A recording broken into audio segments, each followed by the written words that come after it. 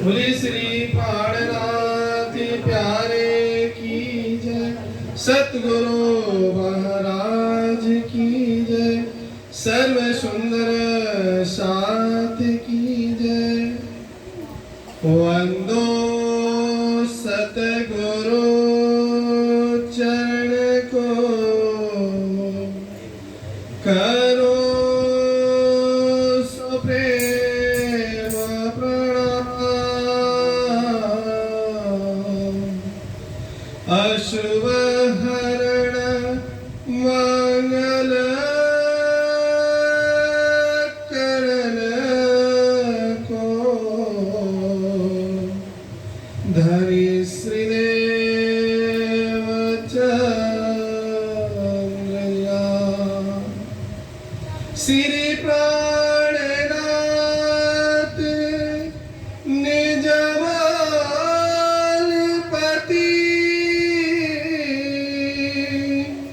श्री महाराज सुनाए। तेज कुंवर श्यामा जुगल को, पल पल करो प्रणाम। पिया जी को पल पल करो प्रणाम। बोलिए श्री प्राणनाथ प्यारे की जय। प्राणधार आत्म संबंधी सुंदर साथ जी एवं धर्म प्रेमी सज्जन वृत्त, जैसा कि आपने चर्चा में श्री महाराज शिव जी के मुखारबिन से सुना कि मानव तन की महिमा क्या है, मनुष्य तन क्यों मिला है, और इस समय का भी ये जो अवसर हमें मिला है, जो ये कलयुग मिला है, और इस भारत में जो हमें जन्म मिला है, ये सारी बात आपने सुनी कि श्वासों जो हमें श्वास मिली है ये कितनी कीमती है। तो इस वाणी के अंदर एक प्रकरण है, तो पहले एक चौपाई दोहराएंगे, उसके बाद उस प्रकरण को शुरू करेंगे। सब मन में ना कछु मन में, खाली मन ही में ब्रह्म। श्री महमती मन में सोई देखे, जिना दृष्टि खुदा खसामा। जिना दृष्टि खुदा खसामा। राग के दारो खिन एक लटक भजाए। प्रणाम। खिन एक लटक बजाए, जन्मता ही तेरे अंग झूठे, देखत ही मिट जाए। जो हमें तन मिला है और इसमें जो श्वास मिली है, पल भर का भी भरोसा नहीं है। देखते देखते कब शरीर हमारा जर्जर हो जाए, देखते देखते कब हमारा शरीर बुढ़ापे की अवस्था को प्राप्त हो जाए, देखते देखते कब हम इस संसार को छोड़ के चले जाएं, किसी को भरोसा नहीं है। इसीलिए श्री महामती जी, श्री प्राणनाथ जी इस वाणी के माध्यम से प्रत्येक जो धर्म की राह पे रास्ते पे चलने वाले हैं, परमात्मा के विषय में जानने वाले हैं, चाहे परमात्मा को नहीं जानने वाले भी हैं, जो धर्म में रुचि नहीं भी लेने वाले हैं, उनको भी ये वाणी सावचेत करके कहती है कि अगर तुम एक वचन भी सुन लो और उस पे अमल कर लो, तो तुम्हारा जो अवसर है, जो तुम्हारा समय है, जो तुम्हें मनुष्य तन मिला है, वो अवसर सफल हो जाएगा। आपने कोठी बनाया, बंगला बनाया, धन बैलेंस इकट्ठे किए, आपके साथ नहीं जाएगा, सबको पता है। उस पे अधिकार किसका होगा? आपके बच्चों का, आपके बेटों का। लेकिन आपने जितनी भक्ति की है, आपने जितना सत्संग सुना है, आपने जितना परमात्मा का भजन किया है, वही आपके साथ जाएगा। लेकिन मनुष्य तृष्णा की आड़ में, मनुष्य एक तृष्णा, एक पिपासा, एक इच्छा हमेशा बनी रहती है। अगर जो व्यक्ति 10 रुपए कमा रहा है तो उसकी इच्छा कितनी होती है? 20 रुपए कमाने की। जो 20 कमा रहा है वो 50 की इच्छा रखता है, जो 50 कमा रहा है वो 100 की, और जो 100 कमा रहा है 500 की, और जो 500 कमा रहा है 1000 की, और जो 1000 कमा रहा है लाख की। ये तो तृष्णा का सागर है। इसमें जितना गोता लगाओगे हाथ में क्या आएगा? खाली ही खाली मिलेगा। जिस प्रकार मृग तृष्णा रेती के मैदान में दौड़ते दौड़ते जल की तलाश में संपूर्ण आयु को गवा देता है, उसको जल मिलता नहीं, एक छलावा मिलता है। उसी प्रकार मनुष्य संसार में तृष्णा की पूर्ति करने के लिए न जाने कितने जन्म और मरण के इस भवबंधन में भंवरे खाता खाता, गोते खाता खाता नरक को भोगता है। इसीलिए महामती श्री प्राणनाथ जी की वाणी अलार्म बजा के कहती है कि हे संसार के जीवों, हे संसार के लोगों, अगर तुम्हारे को अपना कल्याण करना है, अगर अपने को भाग्य को सुधारना है, तो इस अमृतमयी वर्षा में आके भीग जाओ, जो तुम्हारे जन्मों जन्मांतर के बंधन है कट जाए। अगर आपके बैंक में अगर पैसे हैं, किस लिए इकट्ठे करते हैं? अपने मुसीबत के समय, कठिन समय के लिए पैसे इकट्ठे करते हैं ताकि हमारे को काम आ जाए। हम जितनी सत्संग भजन सुनते हैं, परमात्मा का नाम सिमरण करते हैं, सत्संग में आते हैं, संत महात्माओं का दर्शन होता है, परमात्मा के नाम का विषय का चिंतन चलता है, जो हम भौतिक कमाई करते हैं वो संसार के लोग ले लेंगे, रिश्तेदार लेंगे, परिवार के लोग ले लेंगे, सगे संबंधी ले लेंगे, लेकिन जो हम भक्ति अर्जन करके जो भक्ति का जो धन कमाते हैं उसका किसी का अधिकार नहीं होता, उसमें आपका अधिकार होता है। इसलिए जो जीव नाना प्रकार की योनि में भटकते भटकते न जाने कितने संगम करते करते, कभी स्त्रियों का तन, कभी पुरुष का तन, कभी बच्चे में, कभी घोड़े, हाथी, गधे, न जाने कितनी पशु वृत्ति में रहा, एक कृपा दृष्टि उस परब्रह्म की इस ब्रह्मांड के अंदर पड़ी कि संसार का जो जीव जन्मता मरता चला आ रहा था, उस परब्रह्म के चरण कमल इस धरती पे पड़े और वो जीव भी सौभाग्यशाली हो गया जिसने उस परमात्मा की बात सुनकर, उस परब्रह्म की बात को सुनकर अपने संबंध उस परमात्मा से जोड़कर इस भवसागर से पार हो गया। 7 चरणे तो आया सही, पिछले कारण ये वाणी कही। मिहराज का तन है, उसके अंदर स्वयं अक्षरातीत पार ब्रह्म, जिसको सारी दुनिया एक पूर्ण ब्रह्म, कुरान में जिसको अल्लाह ताला, जिसको बाइबल में गॉड कहते हैं, और गुरु नानक जी की वाणी में जिसको रब कहते हैं, वही पार ब्रह्म की लीला इस संसार में हुई और जो हो भी रही है। और जो जो घरबार छोड़ के उनके साथ चले, उन्होंने साक्षात परमात्मा का दर्शन किया। और ये भारत के अंदर अनेक मत पंथ हैं, अनेक संप्रदाय हैं। हिंदू धर्म की 4 संप्रदाय हैं, निमानुज, रामानुज, विष्णु श्याम, माधवाचार्य। रामानुज वाले राम की महिमा को गाते हैं, निमानुज वाले अपने निवार ऋषि की महिमा गाते हैं, विष्णु श्याम वाले जो वैष्णव मत के हैं विष्णु की महिमा गाते हैं। लेकिन जो विष्णु की महिमा गाते हैं, विष्णु किसकी महिमा गाते हैं? उस परब्रह्म की जो अनादि है, जो सत्य है, चित्त है, चैतन्य है, निर्विकार है। शास्त्र में क्या कहा? चिदानंदम रूपारंगम परे धामनि विराजतम, यानी वो क्या है? सत्य है, चित्त है और आनंद स्वरूप कहाँ विराजमान है? धाम में विराजमान है, जिसको कहते हैं 5 पद्मावती पुरी धाम पन्ना, जिसकी तस्वीर ये देखिए। जिस तन में पार्वती ने लीला की आज भी साक्षात विराजमान है। जो भी वहां पे जाता, संसार का निष्क्रिय जीव भी जाता है, अगर एक बार वहां मत्था टेकता है, सजदा बजाता है, तो कुरान के अंदर लिखा है कि जो उस परमात्मा के दरबार में सजदा बजाता है, एक बंदगी की 1000 गुना फल उसको एक बंदगी में मिलता है। वहां पर एक संत हुए जिनका नाम था जीवन मस्तान।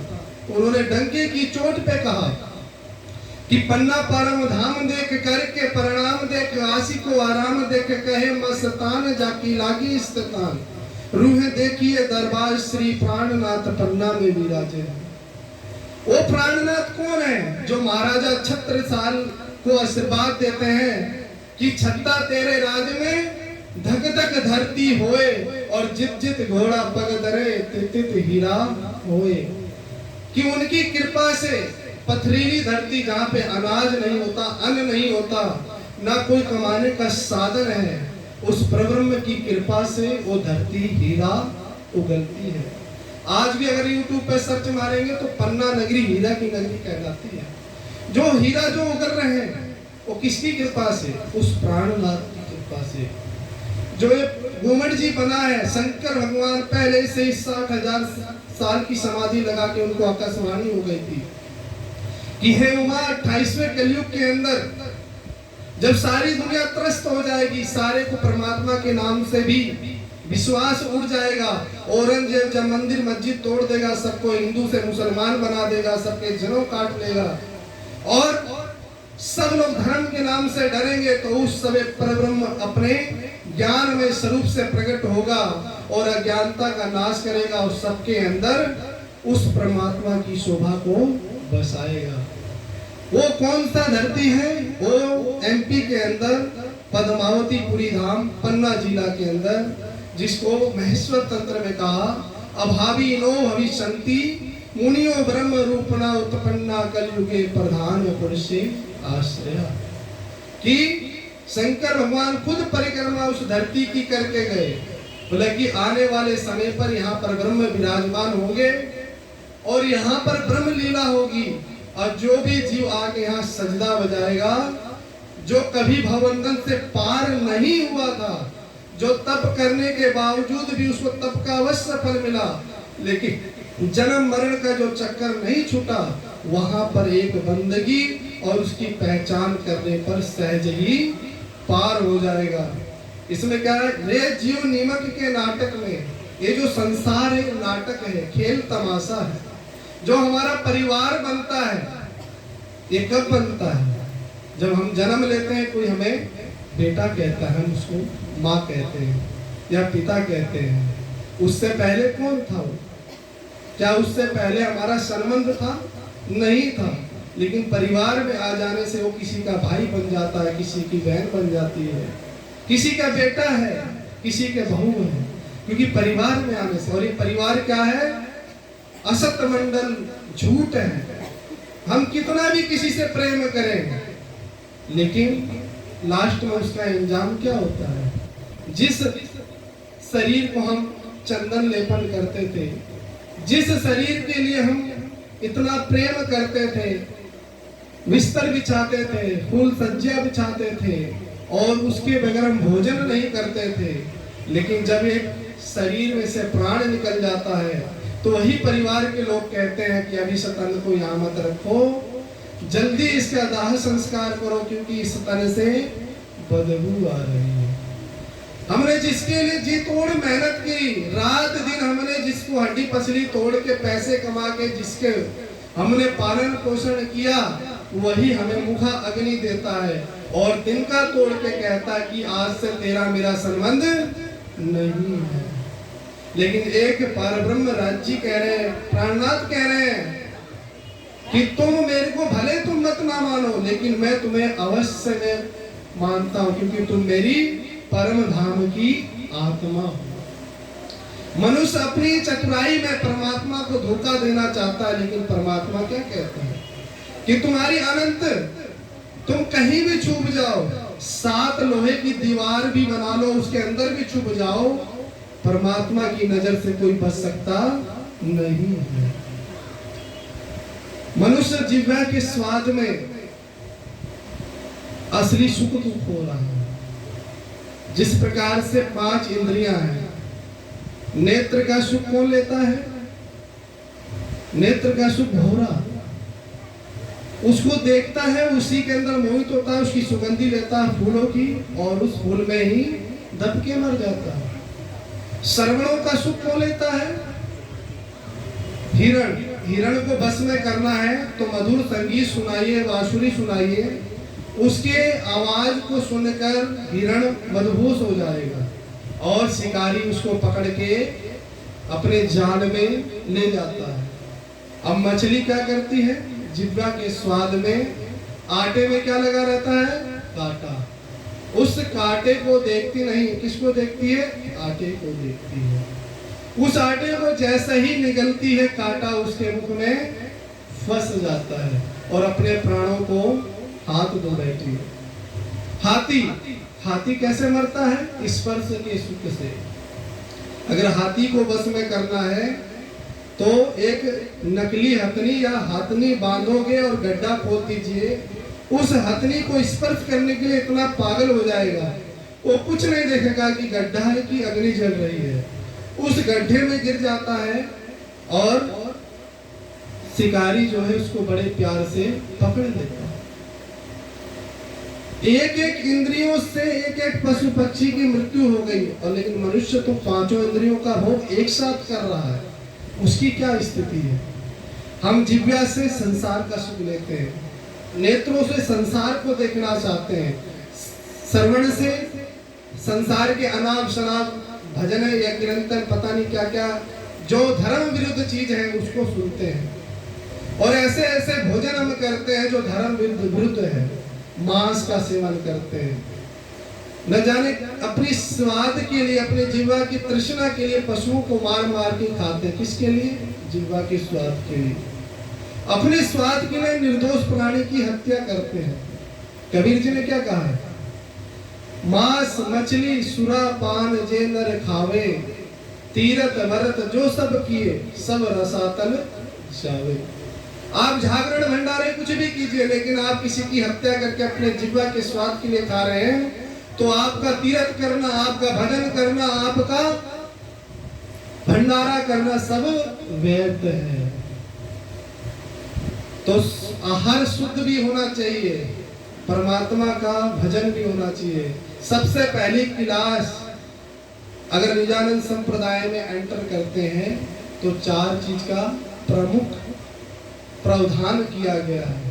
पहला, मांस मछली, सिगरेट बीड़ी आदि निषेध जो वस्तुएं जो हमारी बुद्धि का नाश, जो बुद्धि का नाश करे, जो हमारे चित्त का नाश करे, जो हमारे सभी इंद्रियों को माया में डुबोए, उन सब चीज का निषेध कराया जाता है। झूठ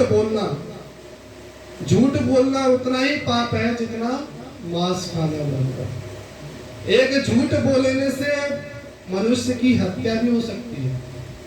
कोई व्यक्ति गलती नहीं किया हो लेकिन उसको झूठ बोलकर फंसा दिया जाए और फांसी के तख्ते पे चढ़ जाए तो उसका पाप किसको लगेगा? जिसने झूठ बोला। तो हम परमात्मा की वाणी चर्चा सुनते हैं, सत्संग सुनते हैं, तो अपने जीवन में जितना हो सके सत्य का आचरण करना चाहिए। और तीसरा क्या है? परिस्त्री गमन, यानी अपनी जो स्त्री है, जो अपनी पत्नी जिसे हमारा संबंध है, पवित्र भाव रखिए। छोटा है तो उसको बेटी समझिए, जो हमसे हम उम्र है तो उसको बहन समझिए, लेकिन अपनी पवित्रता बनाए रखने से ही हमें धर्म का लाभ होता है। हम कितनी भी भजन भंडारे और न जाने कहाँ जाए, लेकिन इस चीज का हमारे ऊपर प्रावधान नहीं है तो क्या है? जिस प्रकार गोबर में घी डालने बराबर है। घी कब काम आती है? अगर स्वादिष्ट भोजन है उसमें घी डाल दिया जाए तो उसका स्वाद बढ़ जाता है, लेकिन वही घी अगर गोबर पे डाल दिया जाए तो क्या होगा? निर्थक हो जाएगा। हम भजन सुने, चर्चा सुने, लेकिन हमारे जीवन में बदलाव नहीं है, हमारे जीवन में विचार नहीं है, हमारा भोजन कैसा हो, परमात्मा की भक्ति कैसी हो, यह विचार नहीं है, तो हमारा सब कुछ किया व्यर्थ है। तो इसीलिए श्री मामती जी की वाणी कह रही है, देखत ही चली जात है बाजी। जो तुम्हें अवसर मिला है परमात्मा को प्राप्त करने का, उसकी भक्ति करने का, अगर इन्हीं सब चीजों में उलझे रहोगे, माया में, संसार में, तो देखते देखते कब आपके शरीर से प्राण निकल जाए, देखते देखते कब इस संसार को छोड़ दो, और जो अवसर आपके हाथ में आया है वो कब हाथ से चला जाए और जीती हुई बाजी भी हार जाओगे। यहाँ पे सबसे बड़ा सहनसा कौन है? चाह मिटी चिंता मिटी, मनवा तो बेपरवाह, और जिसको कुछ ना चाहिए सबसे बड़ा सहनसा। अगर आप कुछ चाहने की इच्छा रखोगे तो बंधन का कारण है, अगर आप कुछ त्यागने का कारण रखोगे तो सुख का कारण है। अगर हम जितनी चाहना के करते जाएंगे उतना बंधन बंधते जाएगा, और जितना त्याग करते जाएंगे उतना हमारे सुख का दरवाजा खुलता जाएगा। इसीलिए हमारे ऋषि मुनियों ने क्या कहा है?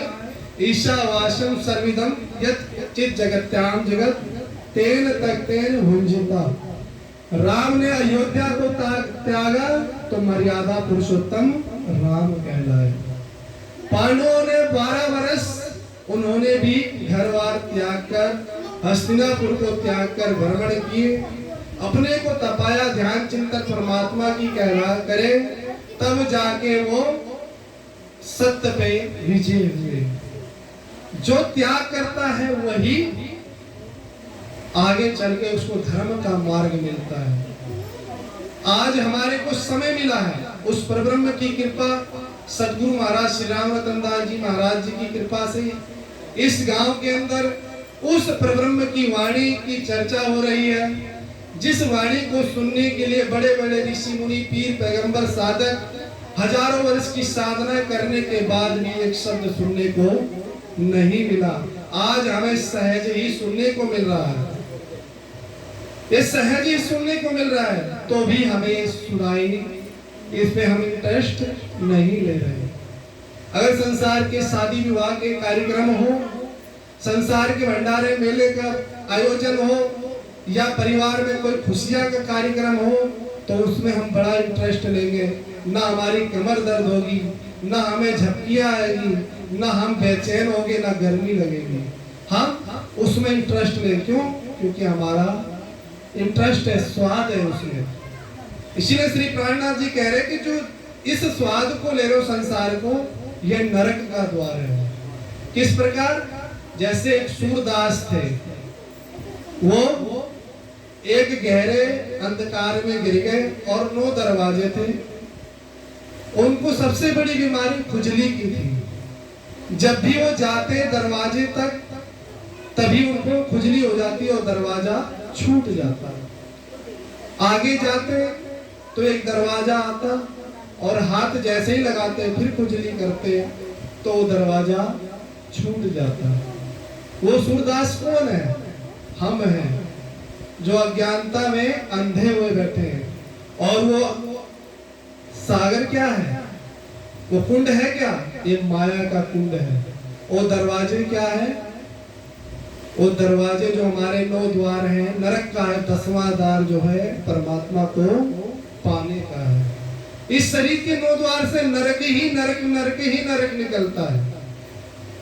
और 10वां जो द्वार है, जो ध्यान करके परमात्मा का चिंतन करके भजन करके परमात्मा के मार्ग पे जाता है, तो इसी तन के अंदर 10वां द्वार जिसे कहा है, वो यहीं पे बैठे बैठे पार हो सकता है। मनुष्य का शरीर पाकर हम सौभाग्यशाली भी हैं, और मनुष्य का तन पाकर परमात्मा से विमुख होकर हम दुर्भाग्यशाली भी हैं। वाणी कह रही है, मेरी मेरी करत धुनी बोझ ब्रह्मांड सिर लेवे, और पांव पलक का नहीं भरोसा तो भी सिर सर्जन को ना देवे। सबको पता है कि एक दिन इस संसार को छोड़ के जाना है। ये चिड़िया रेन बसेरा, ये तो सराय खाना है। यहाँ पे ना कोई अपना है ना कोई परा है। यहाँ एक दिन जाना है, सबको पता है। ये बात सबको पता, हर चर्चा में, हर प्रवचन में, हर यूट्यूब चैनल पे बड़े बड़े वक्ता है, सबको पता है, सब बोलते हैं। लेकिन क्या वास्तव में हमें ऐसा लग रहा है कि छोड़ के जाना है? मनुष्य की स्थिति देख के तो ऐसा नहीं लगता कि हमें संसार छोड़ के जाना है। और जब तक जिंदा रहता है, अपना तो अपना, दूसरे का भी हक मार के घर में ही लाता है। उसे ये लगता है कि पड़ोसी सुखी क्यों, क्योंकि उसको तृष्णा का भोग करने से मनुष्य की जितनी तृष्णा बढ़ती जाएगी, मनुष्य नरक के द्वार पे चलता चला जाएगा। इसीलिए शास्त्र में कहा है, भोगा न भुक्ता वयमेव भुक्ता, तापो न तप्ता वयमेव तप्ता। यानी भोगा न भुक्ता वयमेव तप्ता, कि हमने सोचा कि हमने इस चीज का भोग कर लिया, ऐसा नहीं सोचना चाहिए। हमने उसका भोग नहीं किया, हमने उसकी भोग करने पे अपनी संपूर्ण आयु खत्म कर दी। हमारा शरीर खत्म हो जाता है, लेकिन मनुष्य की तृष्णा कभी खत्म नहीं होती है। मनुष्य बुढ़ा भी हो जाए, वृद्ध भी हो जाए, तो भी जीने की लालसा अवश्य रखता है। जब तक वो जीता है तब तक यही सोचता है कि पूरे ब्रह्मांड का धन मैं इकट्ठा कर लूं, पूरे ब्रह्मांड का मालिक मैं बन जाऊं। लेकिन संसार तो असत्य है, जड़ है, दुख रूप है, इसमें कैसे धन को इकट्ठित करोगे? संसार के आप पृथ्वीपति भी कहने आ जाओ, सम्राट भी बन जाओ, सारी पृथ्वी का धन भी इकट्ठा कर लो, लेकिन इस संसार से ले कैसे जाओगे? क्योंकि कहा है ना, आया है सो जाएगा, राजा रंग फकीरा, और कोई सिंहासन चढ़ चले, कोई बांधे जात। संसार का धन इकट्ठा करोगे तो फिर आवागमन के चक्कर में पड़ोगे, और अध्यात्म का धन इकट्ठा करोगे तो इस संसार से तुम पार हो जाओगे। प्राणनाथ जी ने अखंड की वाणी लाकर इस वाणी के माध्यम से आपको अखंड का दरवाजा खोल के बता दिया। और हमारे परमहंस महाराज श्री राम रतन दास जी ने भी सबके घर पे अलार्म बजाया, सबको कुंडे खटखटाए कि है दुनिया बावरी तुम खोवत जन्म गवाए, अब मद माती माया की छाकी पर सुनत नहीं पुकार। कि तुम मद में नशे में चूर हो। कोई जवान है, कोई हष्ट पुष्ट है तो सोचता है कि मेरे आगे कोई है नहीं, इतने गुमान में चलता है, किसी को कुछ समझता नहीं है। जब वृद्ध अवस्था को प्राप्त होता है, खाट पे पड़ा होता है, तो अपने दिन को याद कर करके रोता है। नशा चढ़ा हुआ है, बावरे हो चुके हैं, धन की आड़ में हम अपने देश को छोड़ के अमेरिका भाग रहे हैं पैसे कमाने के। भारत में तो कुछ भी तो राहत है, क्योंकि यहाँ तो परब्रह्म के चरण हैं, यहाँ तो मुक्ति का मार्ग मिल जाएगा। लेकिन कईयों लोग तो इस देश को छोड़कर धन कमाने विदेश चले गए। वहां कैसे ये सत्संग मिलेगा? वहां सत्संग नहीं है, वहां के लोगों का बुढ़ापा बहुत ही कठिन गुजरता है। यहाँ के तो बूढ़े बुजुर्ग जो हैं राम नाम, हरे राधा कृष्ण आदि का जाप करके अपने जीवन व्यतीत कर लेते हैं। लेकिन उस देश में जहाँ परमात्मा का ना चिंतन है, ना भजन है, ना कीर्तन है, वहां कैसे भजन करोगे? आप सौभाग्यशाली हैं जो आपको ये भारत भूमि, और भारत भूमि में भी यूपी, जहां पर एक ऐसे परमहंस हुए जिनको प्रेम का चांद कहते हैं। जिसने भी उनको पहचाना, जैसे माँ अपने आंचल में अपने सारे पुत्रों को इकट्ठा करके रखती है, अपने आंचल से कभी दूर नहीं होने देती, ऐसे हमारे परमहंस ने वो वाणी लाकर सबको आंचल में बांधे रखा। हमने उस साथ को भी देखा जिन्होंने उनके साथ पल बिताए हैं। भले उनके पास कुछ नहीं, लेकिन देने के लिए अपने हृदय का भाव अवश्य है। हमारे पास धन दौलत इकट्ठा है, लेकिन धर्म के काम नहीं आ रहा, तो अवश्य वो नरक है। इसलिए प्राणनाथ जी की वाणी डंके की चोट पे कहती है कि भजन बिना सब नरक है। अगर भजन जीवन में नहीं है, सत्संग नहीं है, परमात्मा का नाम सिमरण नहीं है, तो आप कितने भी ऐसी कूलर कार महलों अटारियों में रहिए, वो सब क्या है? नरक है। सुविधा तो मिल सकती है, आराम तो मिल सकता है, लेकिन जो आराम है उसी के अंदर सूक्ष्म दुख छुपा है। जिससे हम स्नेह करते हैं, उससे छोड़ जाने का दुख मिलता है। यहाँ स्नेह है तो दुख भी है, राग है तो वैराग भी है। लेकिन एक ऐसा धाम है जहाँ ना राग है ना वैराग है, वहां प्रेम ही प्रेम है, आनंद ही आनंद है, इसीलिए उसे कहते हैं सच्चिदानंद है। इस संसार में कितनी भी दौड़ लगाइए तो आपको क्या मिलेगा? खाली ही मिलेगा। जैसे सेमल का फूल होता है, दिखने में तो सुंदर होता है, लेकिन ना उसमें गंध होता है, ना सुगंध होती है, ना उसमें कोई रस होता है। ऐसा ये संसार है। संसार ऐसा है जैसे सेमल का फूल। संसार ऐसा है जैसे सेमल का फूल है, दिखने में सुंदर दिखता है, लेकिन ना इसमें कोई सार तत्व है ही नहीं। संसार का जो सुख है वो क्षणिक है, परमात्मा का सुख जो है अखंड है। क्या रेत से कभी तेल निकल सकता है? नहीं निकल सकता। ये संसार रेत है, रेती का मैदान, मरुस्थल है। यहाँ पर कोई भी तृप्त नहीं हो सकता, चाहे राजा हो, रंक हो, फकीर हो, अमीर हो, गरीब हो, हर व्यक्ति तृष्णा की आग में जल रहा है। और अग्नि में घी डालने से क्या अग्नि बुझेगी या बढ़ेगी? बताइए। अग्नि में घी डाले तो बढ़ेगी या घटेगी? बढ़ेगी। उसी प्रकार हम जितनी तृष्णा का भोग करेंगे वैसे वैसे हमारी तृष्णा बढ़ेगी। हम बुजुर्ग हैं लेकिन धन है, बाल सफेद हो रहे, पैसे लेकर डाई कराएंगे, हमारे बाल काले हो जाए। हमारे दांत टूट गए तो आर्टिफिशियल दांत लगा लेंगे।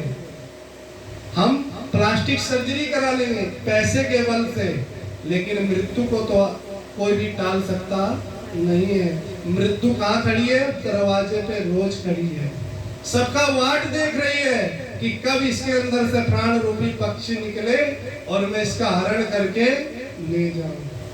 तो उस प्राण रूपी जो पक्षी, जो श्वास है, उस श्वास को परमात्मा में लगा दोगे तो यहाँ पे बाजी जीत जाओगे। और वो श्वास को संसार में लगा दोगे तो आवागमन के चक्कर से कोई बचाने वाला नहीं है। अगर बचना चाहते हो, समस्त सदगुरु महाराज जी के चरणों में आए बगैर, प्राणनाथ जी के चरण कमल में आए बगैर ये संभव हो सकता नहीं है। इसीलिए वाणी कह रही है, सिरले काम करे माया को निसंक पछाड़े आपे हम सुबह से लेके शाम तक किसका काम करते हैं? माया का। जैसे एक मालगाड़ी स्टेशन से माल भर के चलती है, 24 घंटा चलते चलते फिर मालगाड़ी जो है स्टेशन पे आ जाती है। उसी प्रकार मनुष्य योजना बनाता है, सुबह उठता है, निवृत्त होकर दातुन कुल्ला करके, फिर भोजन आदि करके, टिफिन बांध करके फैक्ट्री चला जाता है, नौकरी पे चला जाता है, वहां जाकर जी तोड़ मेहनत करता है और माया का धन कमाता है, फिर आकर के सो जाता है थक हार के। लेकिन परमात्मा की भक्ति नहीं करता है।